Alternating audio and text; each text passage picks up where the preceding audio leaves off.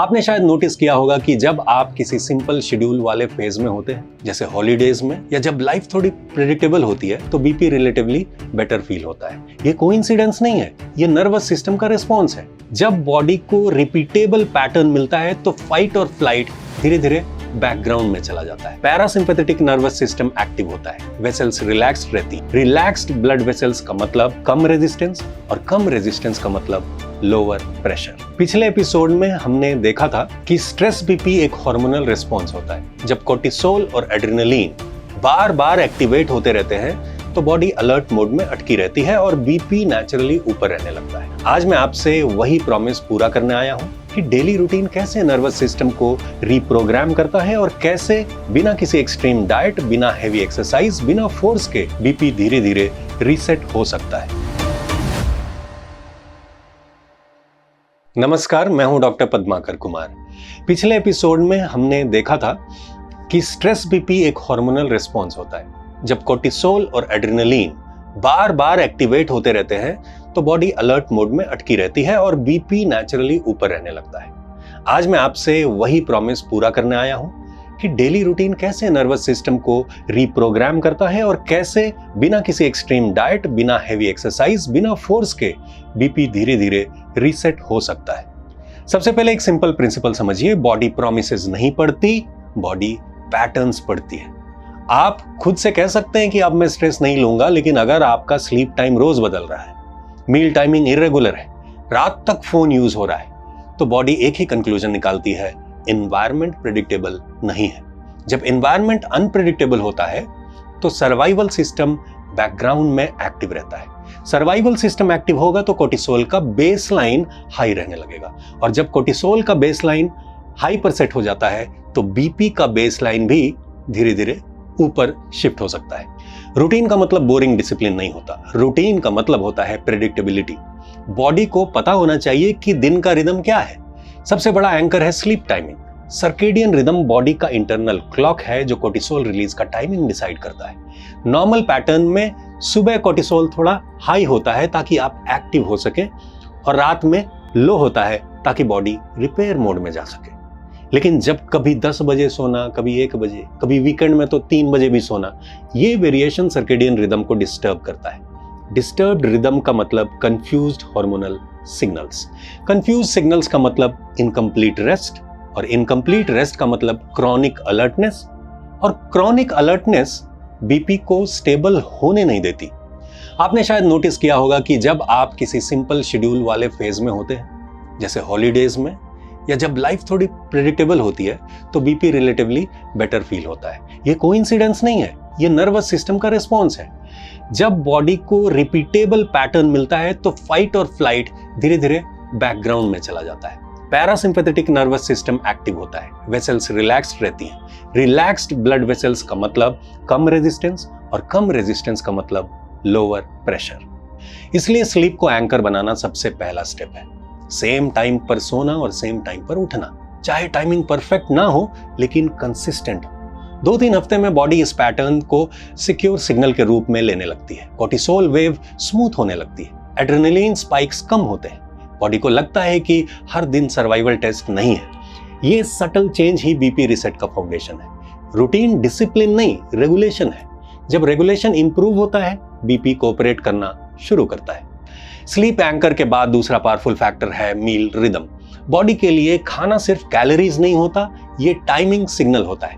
जब आप regular time पर खाना खाते हैं तो बॉडी इंसुलिन, डाइजेस्टिव एंजाइम्स और ब्लड फ्लो को प्रेडिक्टेबल पैटर्न में रिलीज करती है। लेकिन जब कभी ब्रेकफास्ट स्किप, कभी लेट हैवी डिनर, कभी इमोशनल स्नैकिंग, तो ये इरेगुलरिटी बॉडी को कंफ्यूज करती है। कंफ्यूज्ड बॉडी अलर्ट रहती है, अलर्ट बॉडी में वेसल्स थोड़ी कॉन्स्ट्रिक्टेड रहती है। ये कॉन्स्ट्रिक्शन सटल हो सकता है, लेकिन क्रॉनिक हो तो बीपी के बेसलाइन को अफेक्ट करता है। डाइजेस्टिव प्रेडिक्टेबिलिटी नर्वस सिस्टम को सेफ्टी सिग्नल देती है। जब बॉडी को पता होता है कि नेक्स्ट मील कब आएगा तो सर्वाइवल अलार्म अननेसेसरीली एक्टिव नहीं रहता, रिपेयर मोड एक्टिवेट होने लगता है। पैरासिम्पैथेटिक डोमिनेंस इंप्रूव होती है। इसी डोमिनेंस में डाइजेशन स्मूथ होता है, इन्फ्लेमेशन कम होती है और वेसल्स रिलैक्स रहती है। इसलिए मील टाइमिंग को स्टेबलाइज करना स्ट्रेस बीपी में सरप्राइजिंगली इफेक्टिव टूल होता है। ये एक्सट्रीम डाइट नहीं है, ये रिदम है। हाइड्रेशन भी रूटीन का एक अंडर एस्टिमेटेड हिस्सा है। लोग अक्सर पानी तब पीते हैं जब प्यास लगती है, लेकिन माइल्ड डिहाइड्रेशन भी बॉडी के लिए स्ट्रेस सिग्नल हो सकता है। जब फ्लूइड इनटेक इरेगुलर होता है, किडनीज सोडियम को होल्ड करने लगती हैं ताकि वाटर रिटेन हो सके। सोडियम रिटेंशन से वॉल्यूम शिफ्ट होता है। वॉल्यूम शिफ्ट से बीपी फ्लक्चुएट कर सकता है। अगर दिन भर में इवनली स्पेस्ड हाइड्रेशन हो तो बॉडी को स्टेबिलिटी मिलती है। स्टेबिलिटी का मतलब वेसल्स को टाइट रहने की जरूरत कम पड़ती है। अब बात करते हैं मूवमेंट की। स्ट्रेस बीपी वाले लोग अक्सर दो एक्सट्रीम्स में चले जाते हैं, या तो बिल्कुल सेडेंटरी हो जाते हैं या फिर हैवी जिम शुरू कर देते हैं। दोनों ही बॉडी के लिए स्ट्रेस हो सकते हैं अगर बेसलाइन ऑलरेडी अलर्ट हो। रिदमिक मॉडरेट मूवमेंट जैसे 20-30 मिनट ब्रिस्क वॉक या दिन में छोटे 3 से 5 मिनट के मूवमेंट ब्रेक्स सर्कुलेशन को स्मूथ रखते हैं बिना कोर्टिसोल स्पाइक के। जब मसल्स रिदमिक कॉन्ट्रैक्शन में काम करते हैं तो वैस्कुलर टोन नेचुरली एडजस्ट होती है। ये एडजस्टमेंट बॉडी को सेफ्टी का सिग्नल देता है कि भागना नहीं है, फ्लो में रहना है। मॉडर्न रूटीन का एक और हिडन फैक्टर है sensory overload. Constant notifications, loud environments, multitasking और जल्दबाजी का कल्चर नर्वस सिस्टम को परमानेंटली स्टिमुलेटेड रखते हैं। ये भी अनप्रेडिक्टेबिलिटी का फॉर्म है।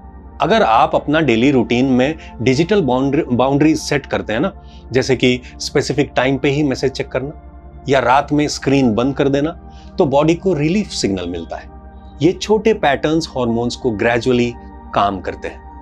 रूटीन का असली पावर यह है कि बॉडी को क्लैरिटी मिलती है। क्लैरिटी का मतलब फोर्स नहीं, क्लैरिटी का मतलब रिपीटेबल एक्सपीरियंस होता है।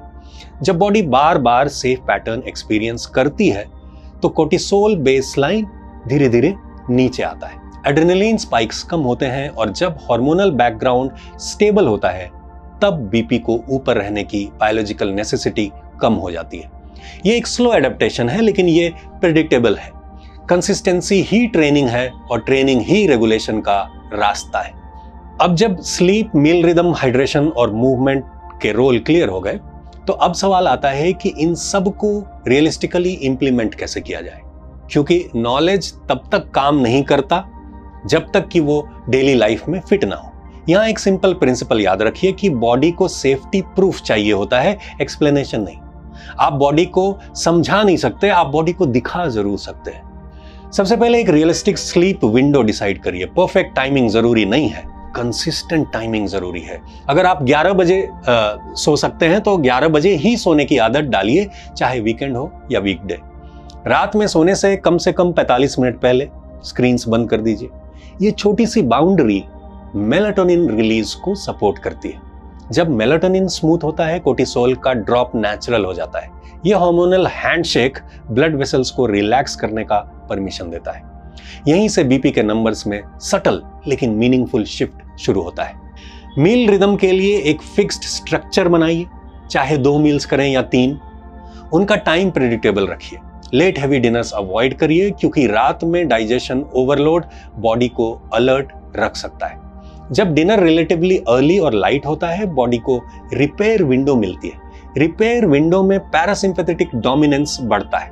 पैरासिम्पैथेटिक डोमिनेंस का मतलब रिलैक्स्ड वेसल्स, बेटर सर्कुलेशन और ग्रेजुअल बीपी स्टेबलाइजेशन।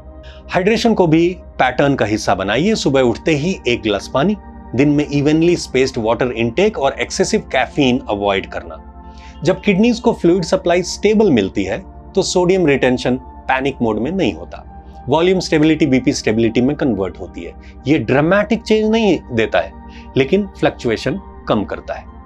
मूवमेंट के केस में ओवर करेक्शन से बचिए। हर मील के बाद 3 से 5 मिनट हल्का वॉक, सुबह या शाम 20-30 मिनट ब्रिस्क वॉक और दिन में 2 छोटे स्ट्रेचिंग ब्रेक्स काफी होते हैं। बॉडी को सिग्नल मिलती है कि मूवमेंट कंट्रोल्ड है, इमरजेंसी नहीं है। जब मूवमेंट रिदमिक होता है तो एड्रेनलिन स्पाइक्स कम होते हैं और वैस्कुलर टोन बैलेंस्ड रहती है। डिजिटल डिसिप्लिन भी पावरफुल रोल प्ले करता है। नोटिफिकेशंस को लिमिटेड विंडो में चेक करना, रात में साइलेंट मोड यूज करना और अननेसेसरी स्टिमुलेशन कम करना नर्वस सिस्टम को रीसेट करता है। ये सब मिलकर बॉडी को बताते हैं कि एनवायरनमेंट ग्रेजुअली स्टेबल हो रहा है। अच्छा, एक इंपॉर्टेंट बात, ये प्रोसेस 3 दिन में मिरेकल नहीं करेगा। बॉडी रिपीटेशन पर ट्रस्ट करती है। अगर आप 10 दिन रूटीन फॉलो करके फिर 5 दिन केओस में चले गए तो बॉडी कंफ्यूज हो जाती है। कंसिस्टेंसी ही हार्मोनल रीट्रेनिंग का कोर होता है। धीरे धीरे कोर्टिसोल बेसलाइन शिफ्ट होता है, एड्रेनलिन स्पाइक्स कम होते हैं और बीपी को ऊपर रहने की सर्वाइवल नेसेसिटी कम पड़ती है। इस एपिसोड का फाइनल मैसेज सिंपल है, stable routine is equal to stable hormones and stable hormones is equal to stable BP. BP को फोर्स से नीचे नहीं लाया जा सकता, लेकिन रिदम से स्टेबलाइज किया जा सकता है। जब आप बॉडी के साथ कोऑपरेट करते हैं और प्रेडिक्टेबल एनवायरनमेंट क्रिएट करते हैं तो रेगुलेशन नेचुरली इंप्रूव होती है। ये कोई डिसिप्लिन का प्रोजेक्ट नहीं है, ये नर्वस सिस्टम को सेफ्टी का सिग्नल देने का एक प्रोसेस है। अगले एपिसोड में हम एक कॉमन मिथ को एड्रेस करेंगे कि क्या सिर्फ नमक कम कर देना बीपी का रियल सॉल्यूशन है या कहानी कुछ और है। हम सोडियम पोटेशियम वाटर बैलेंस को सिंपल लैंग्वेज में समझेंगे और देखेंगे कि प्रॉब्लम सॉल्ट नहीं इम्बैलेंस है। तो मिलते हैं अगले एपिसोड में, तब तक के लिए स्टे हेल्दी, एंजॉय लाइफ। नमस्कार।